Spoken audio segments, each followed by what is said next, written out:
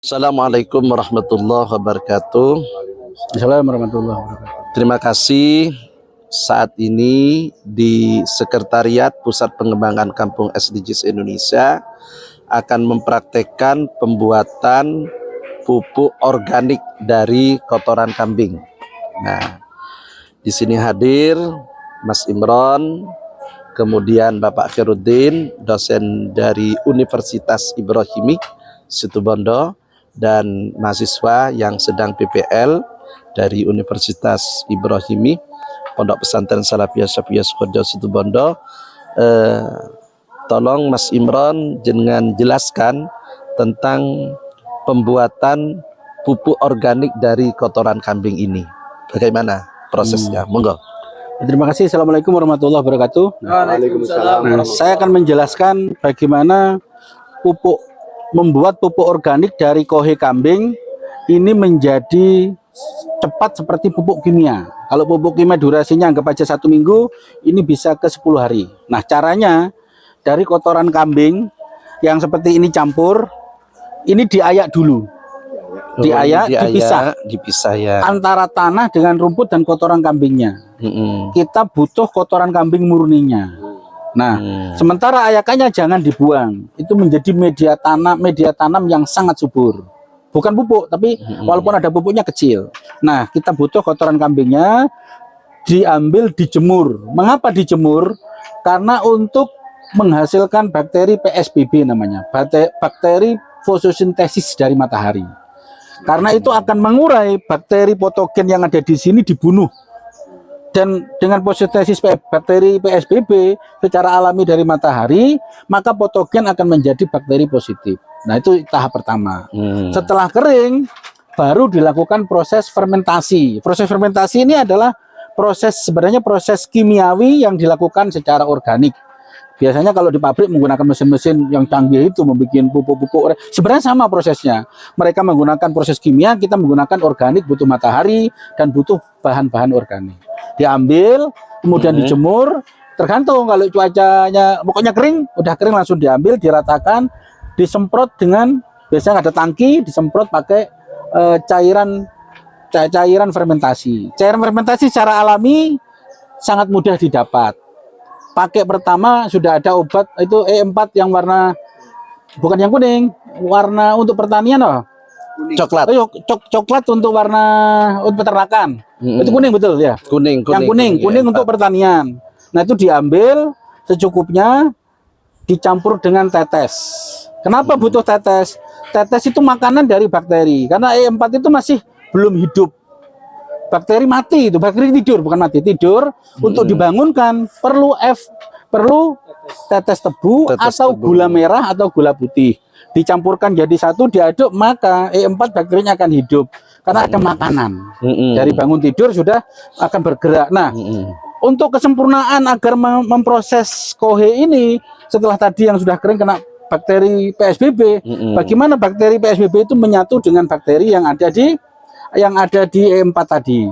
Nah, maka perlu bantuan lagi cairan fermentasi.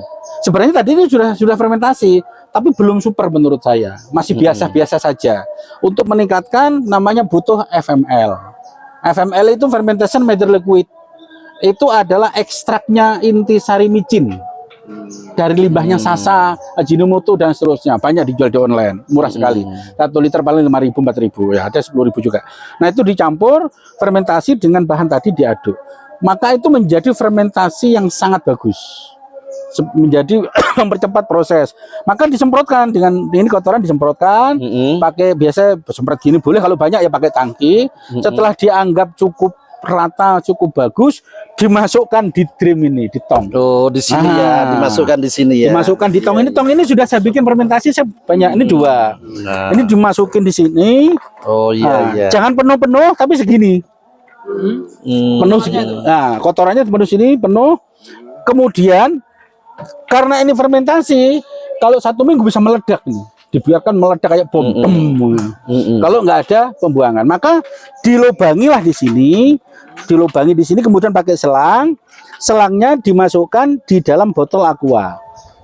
Botol aqua kecil atau botol kecil dimasukkan, Maka kalau di sini ini nanti ditutup rapat, harus rapat sekali, kuat, uapnya akan masuk di sini gelembung, akan keluar, tidak akan meledak. Kalau tidak dikasih, ditutup, ini dibuka begini, wah, muka kita hancur itu, bener. Kayak radiator gitu ya. Iya, ini langsung meledak menghantam muka kita kalau sebesar ini. Muka kita bisa bonyok lah. Karena saya pakai galon mineral itu, SB saja langsung pecah itu. Kena tembak, keluar, hancur itu. Karena kekuatannya sangat tinggi. Kalau ini kan proses kimia, kalau lebih dari 1 minggu pasti meledak. Trim saja bisa meledak. Kalau ini dibiarkan terus sampai kuat, ini bisa meledak pecah. Atau ini yang kalau ini tidak mungkin kuat. Ke atas ini yang meledak juga, meledak pasti ya seperti bom, gitu ya. Pasti tinggi. Kalau lebih dari 10 hari, fermentasi yang bagus minimal 1 minggu. Jangan dibuka-buka. Oh, jadi lubang ini yang penting. Ya, lubang ini untuk pembuangan gasnya. Kalau lebih gas di sini, fermentasi sini. Maka kalau 1 minggu ini kohe masih kasar, tapi kalau 21 hari atau 2 minggu, kalau fermentasinya bagus, kohe ini akan menjadi hancur seperti tanah. Menjadi tanah gembur. Nah, setelah gembur berarti diambil. Itu sudah menjadi pupuk. Dan kecepatannya insya Allah bisa 10 hari. Seperti dengan kimia. Ekstrim lah, karena sudah proses fermentasi. Ya. Jadi seperti itu proses fermentasinya. Nah, itu sangat bagus lah pupuk kohe. Yang saya sarankan pupuk kohe boleh, pupuk ayam boleh, puyuh boleh. Kotoran sapi juga bisa, cuman butuh waktu sangat lama. Kotoran sapi kan basah. Kotoran sapi menjadi kering itu butuh 1 bulan lebih itu. Bener. Dijemur saja kadang-kadang 1 bulan tidak kering. Nah, itu yang manfaat. Kalau kotoran kambing 1 hari kering. Kenapa? Kalau home industri saya sarankan ke kotoran kambing atau kotoran ayam karena keringnya mudah. Kotoran sapi juga bagus, cuma keringnya lama. Kira-kira itu. Terima kasih. Semoga ilmu ini manfaat dan bisa dipraktekkan oleh para petani, oleh para peternak, sehingga apa yang ada ini bermanfaat. Assalamualaikum warahmatullahi wabarakatuh. Waalaikumsalam warahmatullahi wabarakatuh.